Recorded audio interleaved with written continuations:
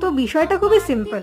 রবিবারের সন্ধেবেলা মনটা একটু পিৎজা পিৎজা করছিল, বাইরে থেকে না নিয়ে ভাবলাম বাড়িতেই বানিয়ে নিই।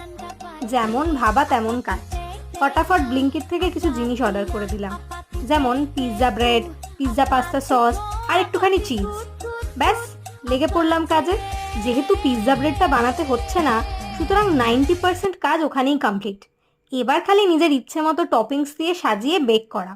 আমি পিৎজা ব্রেডটাকে মাঝখান থেকে একটা স্লাইস করে নিয়েছিলাম, তার মধ্যে পিৎজা পাস্তা সস দিয়ে, একটু অরিগানো চিলি ফ্লেক্স দিয়ে আর একটা লেয়ার দিয়ে তার উপরে সেমভাবে রিপিট করে কিছু সবজি দিয়ে দিয়েছিলাম। দিয়ে ব্যাস, তারপরে 30 মিনিটস মতো বেক করে নিয়েছিলাম। সত্যি কথা বলতে দেখতে যেমন সুন্দর হয়েছিল, খেতেও কিন্তু দারুণ ছিল। আমার কথা বিশ্বাস করতে হবে না, এই রিভিউটা দেখে নিন।